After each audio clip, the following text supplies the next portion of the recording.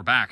This should be a little quieter. We're about a mile and a half in the woods at one of my favorite places in the county. It's called Moonshine Creek. You can see it right back there.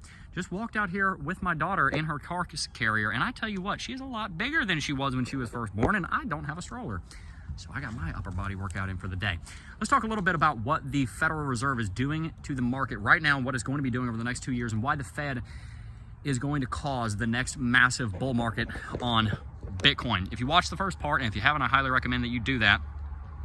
The Federal Reserve has sent us through two epochs. Number one, the massive quantitative easing and slam to the floor interest rates that we saw in 2020 and 2021 that led us to a massive, massive rally on Bitcoin that probably sent us about $10,000 to $15,000 higher than we should have gone. We probably would have topped out at about $55,000 all-time high. The second epoch started in early 2022 when three things happened. We saw the effective federal funds rate start to rise, we saw quantitative tightening begin, and we also saw the war in Ukraine start.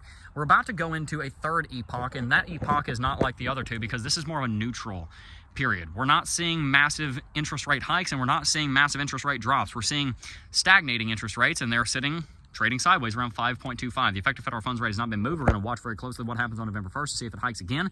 It's very possible that we've topped out entirely. And if we haven't, we're probably almost done. I don't think the Fed at this point is going to go over 6%. We're also likely going to see the quantitative tightening slow down at some point because the Fed realizes that all of the effective federal funds rate hikes and the quantitative tightening is eventually going to start having an impact on the GDP and also on the unemployment. It hasn't really shown up yet, but it will eventually happen. The Fed prefers to have a market where they are going through gradual quantitative easing, that being the purchasing of treasuries and mortgage-backed securities and interest rates that are lower than 5%. So we're going to go through this transitionary phase for probably about 2 years. Again, another epoch, the third one, where the interest rates are not changing, the quantitative tightening is slowing down, and so the negative impact on Bitcoin is not as severe as it was in the last 2 years. That coincides perfectly with the first part of the halving cycle. Traditionally, you hit all-time high about 18 months after the halving, 12 to 18 months after the halving.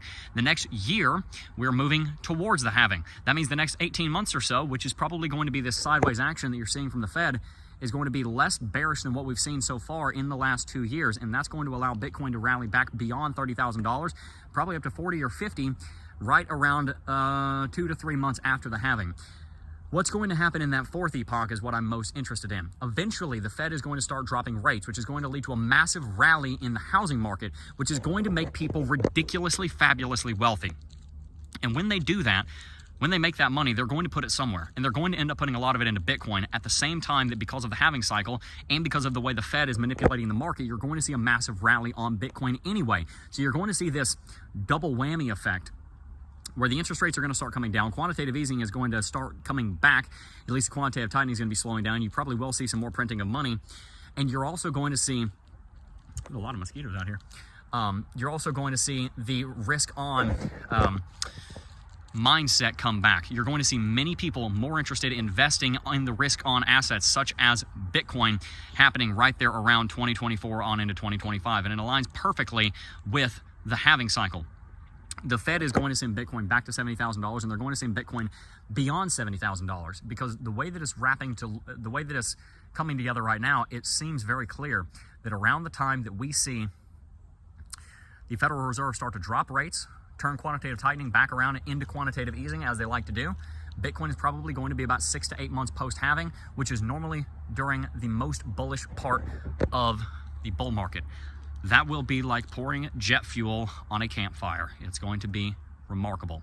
And for those of you that invest over the next year, especially over the next month or two, when we could drop down to $20,000, I think you're going to do very, very well in the long run.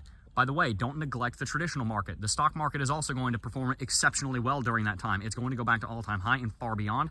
And the housing market is going to go far beyond. If you're a homeowner right now thinking about selling, now's probably not the time to do it.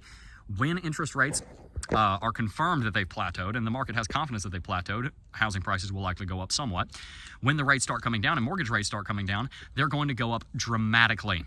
So if you're in the stock market, if you're in Bitcoin or crypto, specifically Bitcoin though, or if you own a home or have rental property, I don't know what that was. It was a lot bigger than a squirrel. If you are in any of those three camps, you're going to make a lot of money in the next few years, so long as you hold on tight, get your personal finances on lock, and put some money into investments now when the prices of everything are pushed down. We've got lower housing prices right now. We've got lower Bitcoin prices right now. We've got lower stock market right now. Now's the time to be investing. This is a buyer's market in all three. And if you're wise with your finances right now, you will be able to put yourself in a position to take advantage of those opportunities that are going to present themselves over the next several years. The last thing I want to say is this. When you are an investor, it is very easy when the market is down to think that that is the time that you should be scared. That is the time that you should be freaking out. That is the time that you should be getting out of the market. Billionaires are made in your 2008s. They're made in the 2001s. They're made in the 1991s. They're made during the 2020s. That's when millionaires are made. Because when there's volatility in the market, people stop making a little bit of money and losing a little bit of money. People either start losing a ton of money or making a ton of money. The volatility in a market or in an economy, by a market I mean a tradable market, and in an economy I mean based on what kind of job you're doing, the volatility is neither a good nor a bad thing. It is simply a larger opportunity. And so with the volatility that we may see over the next couple of months to the downside, don't view that as a negative. That's not something to be afraid of. That's something to view as an opportunity, because buying lower gives you the opportunity to make more money when the market goes back up. In conclusion, I believe the Fed is one of the major drivers of the last 3 years of price action on Bitcoin, and I think it will continue to be, they will continue to be, one of, if not the primary drivers of the Bitcoin market over the next 2 to 3 years. And we will continue to commentate on what the Fed is doing as they continue to do it. Peace. Sorry.